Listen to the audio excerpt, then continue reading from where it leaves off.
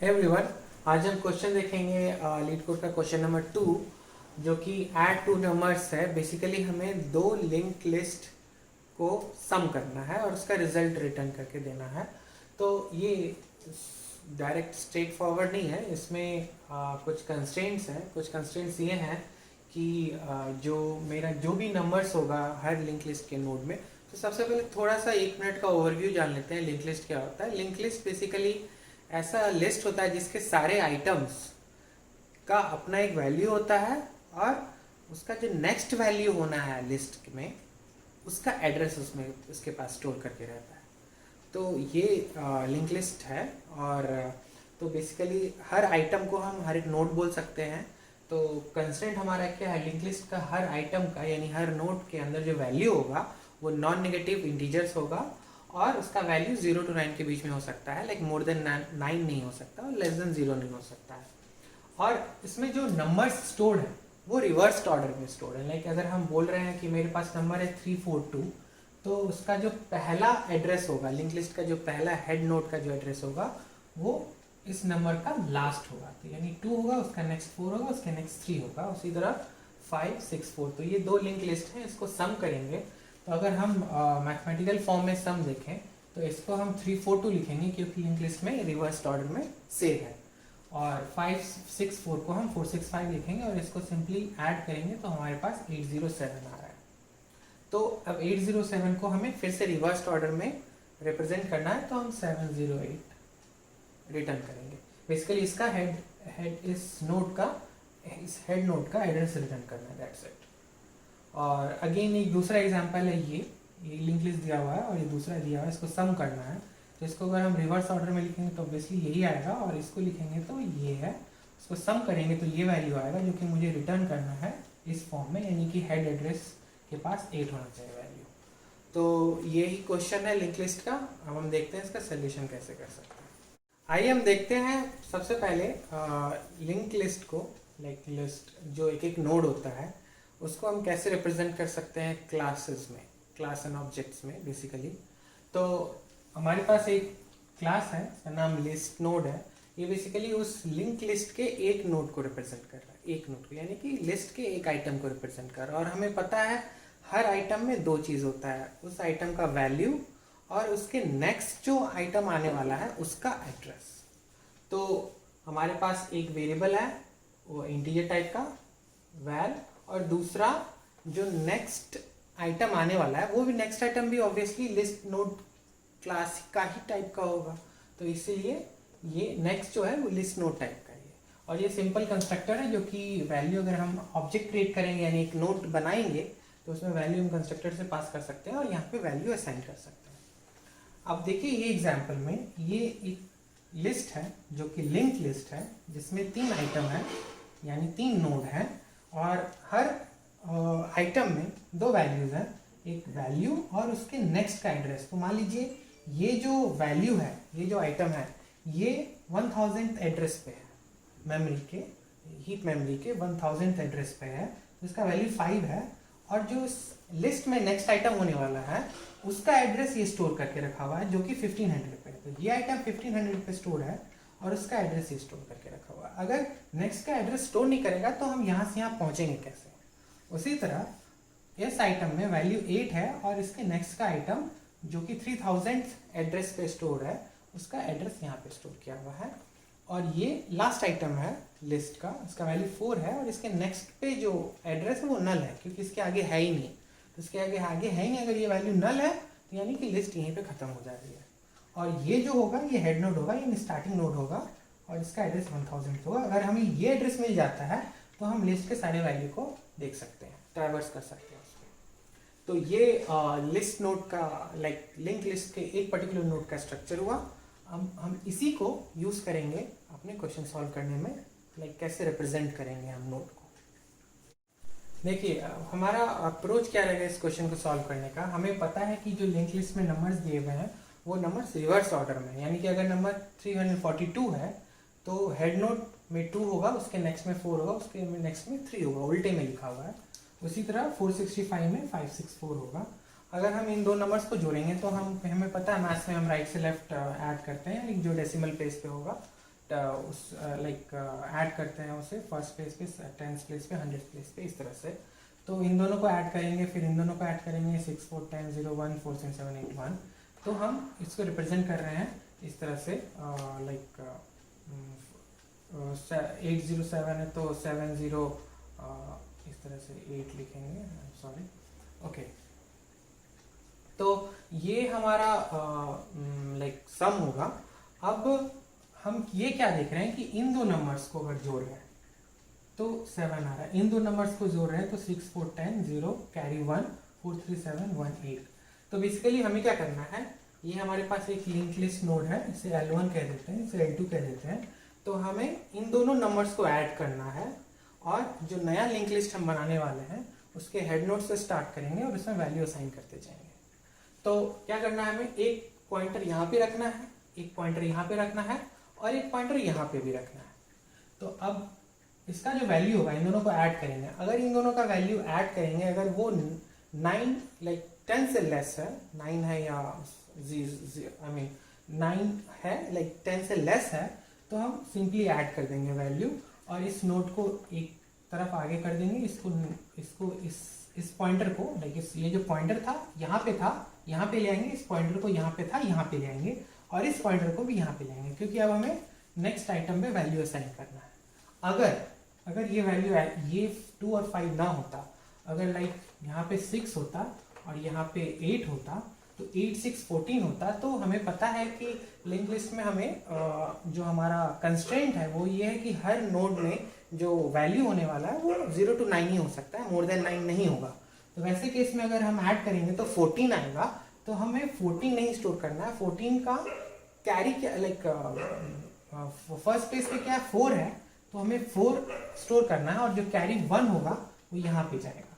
अब हम इन दोनों को ऐड करेंगे, 6 4 10 और कैरी 1 11 होगा, तो 11 का 1 ऐड करेंगे और 1 कैरी करेंगे और 4 3 7 होगा, उसका कैरी 1 करेंगे तो 8 होगा। इस तरह से हमें ऐड करना है।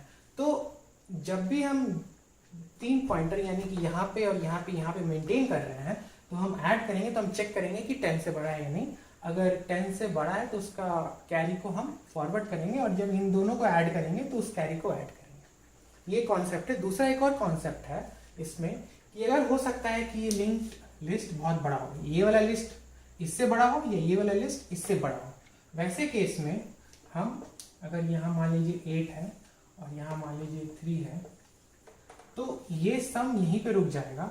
तो अगर यहाँ से कुछ कैरी हो रहा है तो रिजल्ट में कैरी भी जाएगा, अगर कैरी नहीं हो रहा है तो एज इट इज ये आते जाएगा रिजल्ट में। यानी इस केस में क्या हो जाएगा, 8 6 14 का 1 4 6 4 10 11 कैरी हुआ, 1 आया, 4 3 7 1 8 आया। और अगर यहाँ पे ये 8 है तो यहाँ का 8 ऐसे का ऐसे आ जाएगा और यहाँ ऐसे का 3 आ जाएगा। तो ये हमारा रिजल्ट होगा। तो हमें ये भी कंडीशन को हैंडल करना है, जो कि ये देखे कि अगर ये लिंक लिस्ट खत्म नहीं हुआ है तो हम रिजल्ट में इसके बचे हुए नोट्स को भी डालते जाएंगे।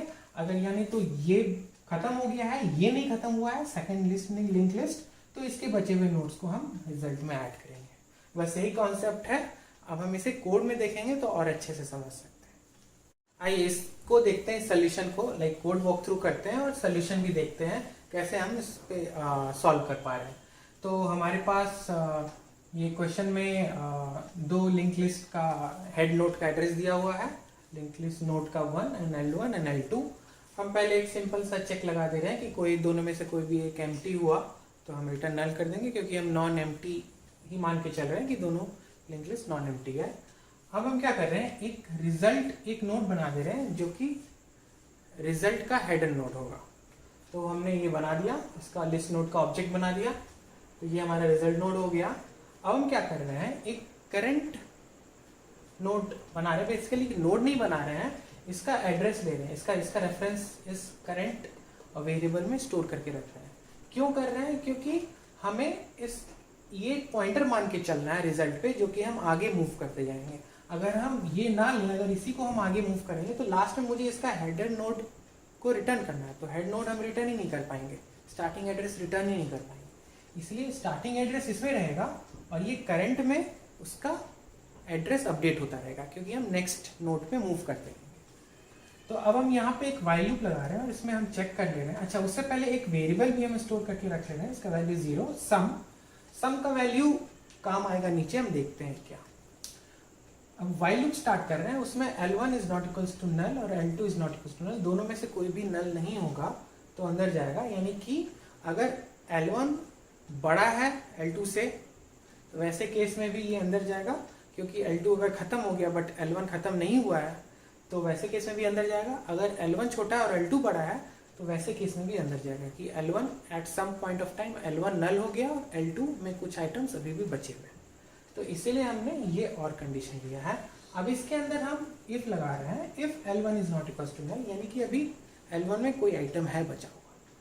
तो हमने जो एक सम वेरिएबल लिया था उसी सम वेरिएबल में हमने ऐड कर दिया L1 का वैल्यू। तो ये अगर हमारा इनपुट है 4, 6, 8 और 3, 9, 7, तो हमें पता है कि L1 में अभी वैल्यू क्या है 4 है और L2 में क्या है 3 है। तो हमारे पास जो सम वेरिएबल है, ये सम वेरिएबल में 4 + 3 7 हो जाएगा। अब हम चेक करेंगे L2 नल है क्या, L2 नल नहीं है तो सम में ऐड हो जाएगा L2 का वैल्यू। तो अच्छा, अभी तक में ये 4 था L1 का वैल्यू, अब यहाँ पे 3 भी ऐड हो जाएगा इसमें तो 7 हो जाएगा। और आप देखिए हम क्या कर रहे हैं, यहाँ से इस पॉइंटर को मूव कर रहे हैं, यानी L1 = L1 डॉट नेक्स्ट कर रहे हैं। हम यहाँ से स्टार्ट किए और अभी हम पॉइंटर यहाँ पे ले आए क्योंकि हमको इस वैल्यू को अब ऐड करना है। उसी तरह L2 के इस पॉइंटर को हम यहाँ पे ले आए, L2 = L2 डॉट नेक्स्ट करके। अब क्या कर रहे हैं हम यहाँ पे करंट डॉट वैल, जो हमने रिजल्ट के लिए जो पॉइंटर बना रखे हैं, लेकिन रिजल्ट का जो टोटल लिस्ट है उसका एक एक नोड हम बना रहे हैं, है ना। तो उसके लिए हम क्या कर रहे हैं कि करंट डॉट वैल, यानी कि करंट का जो वैल होगा वो सम mod 10, सम हमारे पास 7 है, 7 mod 10। mod 10 इसलिए कर रहे हैं क्योंकि अगर 9 से ऊपर वैल्यू हो, 10 हो, 11 हो, 12 हो, 13 हो, तो उसका mod वैल्यू 10 का mod वैल्यू हमें स्टोर करना है और उसका कैरी हमें आगे जाके ऐड करना है। तो इसलिए हम mod 10 करेंगे, तो अगर लेस देन होगा तो ये वो वैल्यू आ जाएगा। तो बेसिकली अगर हम करंट में क्या आ जाएगा वैल्यू 7 ही आ जाएगा। तो यहाँ पे 7 आ गया, अभी हम इसे सारा हटा देते हैं, तो यहाँ पे 7 आ जाएगा।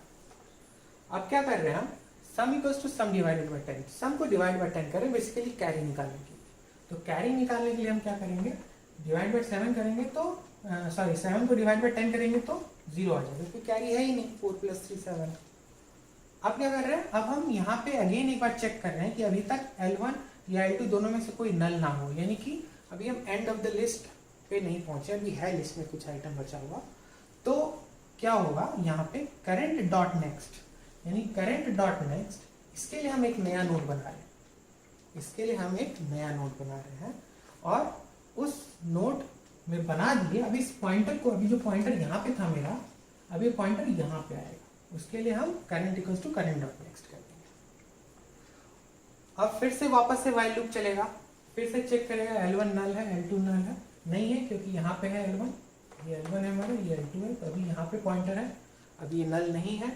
तो अब क्या होगा, L1 नल नहीं तो सम का वैल्यू सम प्लस L1 डॉट वैल हो जाएगा।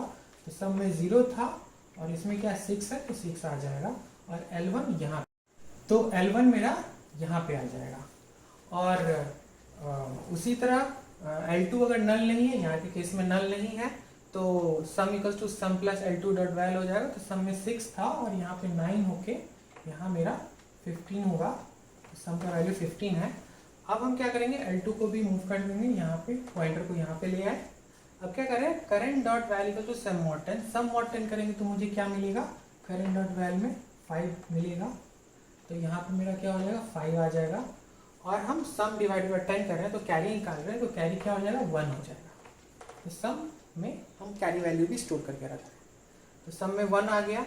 अब हम चेक कर रहे हैं L1 या L2 दोनों में से कोई भी एक नल ना हो, यानी कि अभी तक दोनों ही खत्म नहीं हुआ है, कोई भी एक बचा हुआ है अभी यहीं पे हम।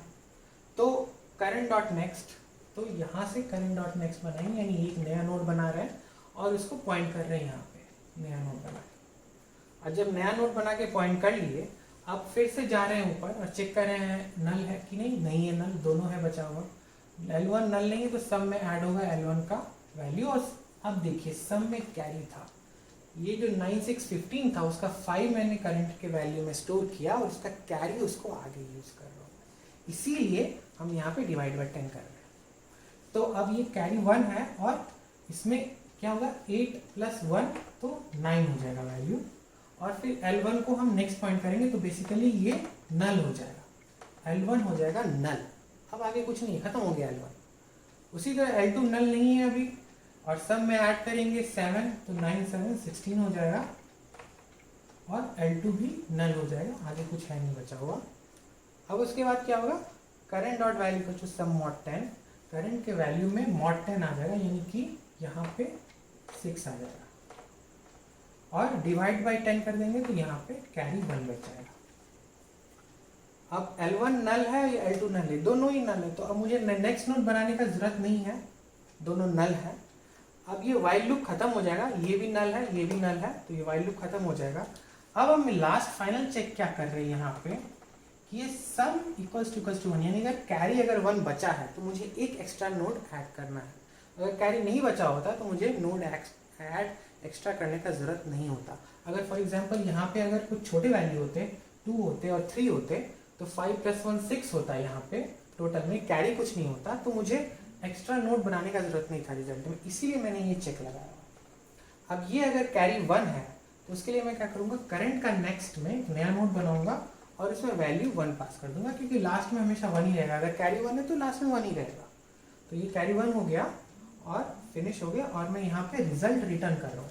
रिजल्ट में जब स्टार्ट हुआ तो रिजल्ट में जो एड्रेस डला हुआ था वो 7 का डला हुआ था, और ये एक करंट जो था वो पॉइंटर की तरह काम कर रहा था, वो आगे मूव कर रहा था। तो करंट मेरा यहाँ पे पहुँच गया, करंट मेरा यहाँ पे पहुँच गया, और रिजल्ट का मेरा पॉइंटर यहीं पे है, इसलिए मुझे एक सेपरेट पॉइंटर क्रिएट करना पड़ा ताकि मैं उसको आगे मूव करता रहूँ और मेरा रिजल्ट का जो हेड नोड का एड्रेस है वो मैं रिटर्न कर पाऊँ। तो आई होप आपको ये समझ में आ गया होगा। अगर यहाँ पे एक और वैल्यू रहता, मान लीजिए यहाँ पे कुछ और रहता, 4 रहता, तो ये वाला खत्म नहीं हुआ होता, तो फिर से ये लूप चलता और सिर्फ ये वाला कंडीशन कॉल होता, ये वाला कंडीशन कॉल होता। आई होप आपको ये क्वेश्चन समझ में आ गया होगा। इसका टाइम कॉम्प्लेक्सिटी एक सिंपल वाइल लूप है जो कि स्टार्ट से एंड तक चलेगा लिस्ट के नोड, जो भी लिस्ट नोड आया है, तो इसका time complexity big O of n हो जाएगा। और आप इस क्वेश्चन को देख सकते हैं और आप समझ सकते हैं कैसे हो रहा है। Thank you.